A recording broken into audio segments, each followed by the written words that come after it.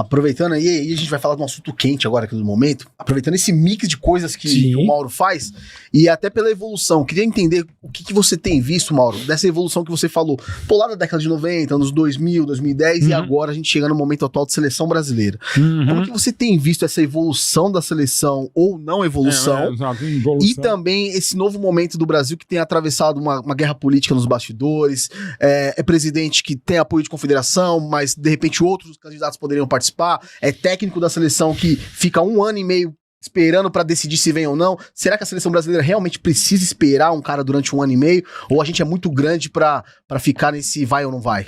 Ótimas questões, começando pela do treinador. Se você contrata uma seleção brasileira como treinador, como Ancelotti, você espera 1 ano e meio. O maior treinador da história do maior clube, que é o Real Madrid, a seleção brasileira dos clubes. Sim. O treinador mais ex-campeão da Champions League, a seleção brasileira dos torneios de clubes continentais.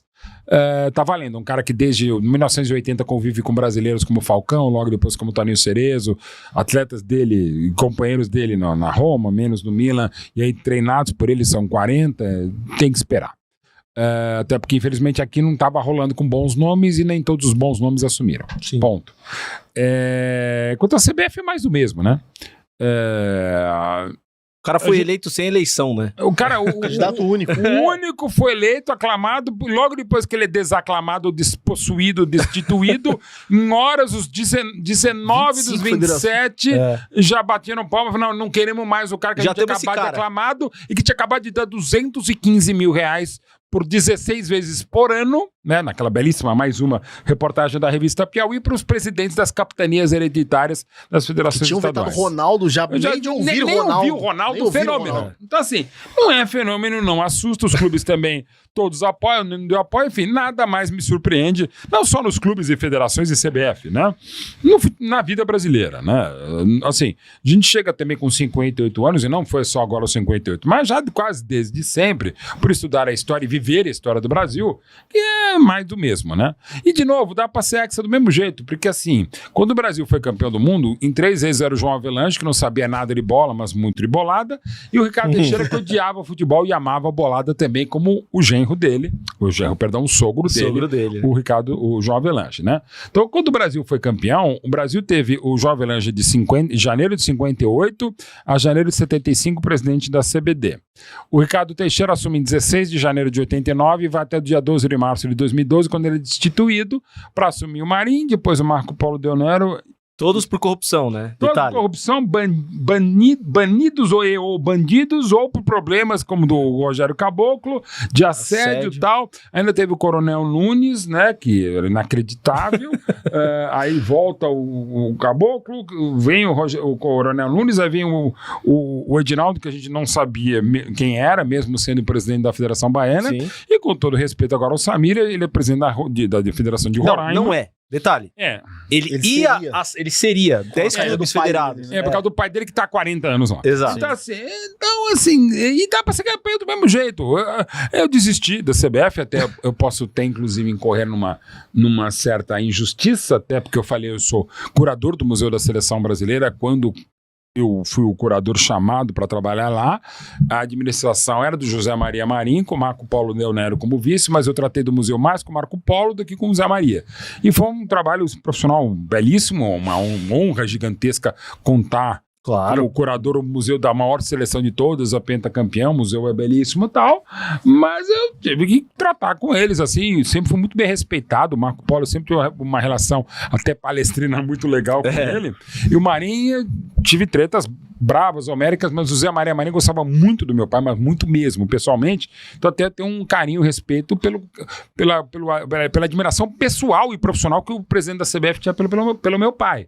Embora eu discorde de muitas coisas que o Marinho fez no futebol, inclusive na vida pública, como deputado estadual, uma parte deplorável no discurso do Vadielu, que vai levar, inclusive, à prisão do Vladimir Herzog, que foi morto pela ditadura em 75, aqui no DOI-CODE, na Tutóia, Troia, mais ou menos aqui perto e tal. Então, assim, tem histórias deploráveis pra lá e pra cá, que eu não quero até, neste momento, tentar não misturar política com esporte, mas é impossível, né? No Brasil é. No Brasil é impossível, né?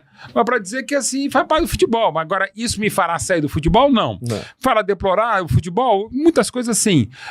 Agora, é impeditivo de que dê certo a seleção brasileira? Não, porque você tem Vinícius Júnior, desde que um dia ele estreie pela seleção, ainda não é o cara. Tá devendo mesmo, mano? Eu nunca vi um cara melhor do mundo jogar tão pouco pela seleção. Nem Ronaldinho. Você acha que... O Ronaldinho de 2006, que não jogou nada na Copa, mas já havia sido campeão. 2002, teve bons momentos.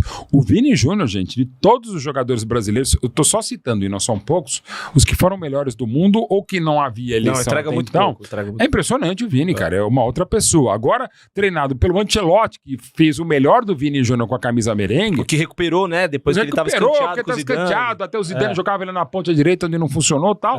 Pô, é outra pessoa. Assim, uma seleção que tem o Rafinha, jogando que tá. Vini. Rodrigo, que é um baita do jogador. Savinho, o potencial do Estevão, potencial o próprio do Pedro, Hendrick. pô. Pedro, excelente atacante. Não temos laterais, mas o mundo também não tem tanto. Os zagueiros eu acho que tá ok, na conta, dá pra fazer. Marquinhos é muito bom, Gabriel Magalhães também. Goleiros temos ainda entre os melhores do mundo. Alisson, o Ederson e quem seja o terceiro. O Everton, o Bento, acho que estamos em boas mãos. Meio campo, voltar o Casemiro legal, pela história que tem. Mas assim, falta gente, falta. Mas dá pra ser campeão, tá, ué. Tá, o Brasil sempre campeão. É que a gente, se não for campeão, e é possível que não seja, né? A gente vai ficar no maior jejum da nossa história. Vai passar dos 24 anos, até 2030 e tal. É o final dos tempos? Não, mas talvez pra gente aprender algumas coisas que a gente deixou de aprender, ou que é também fato, outros aprenderam. A França é muito melhor do que era, a Espanha é muito melhor do que era, a Itália ficou fora de 2 Copas, a Alemanha, embora campeã em 14, teve Copas também medíocres, até piores 18. que o Brasil, por exemplo. Né? Então, assim, são fases. E eu acho que não é o fim do mundo, mas também não é toda hora que a gente vai ser o melhor do mundo. Também por um pensamento tacanho brasileiro, e da imprensa brasileira, de que assim, pô, ganhamos 5 Copas, mas perdemos 17.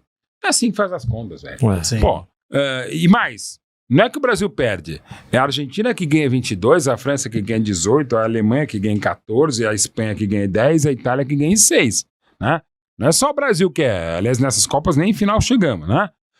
Não é só o Brasil que ganha ou perde, os outros também ganham. Os outros nos vencem e nos superam. O que fez mal foi a década de 90, 94 campeão, 98 vice, 2002 campeão.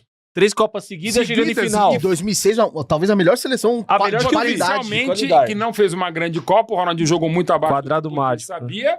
Ainda tinha o Robinho voando também. Nossa, tinha o Robinho. Mas tinha naquele jogo em Frankfurt a maior atuação que eu tive o privilégio de ver na vida, embora acabando com o nosso time. E o Zidane, né, cara? E o Zidane, a atuação do Zidane foi um absurdo. é um negócio...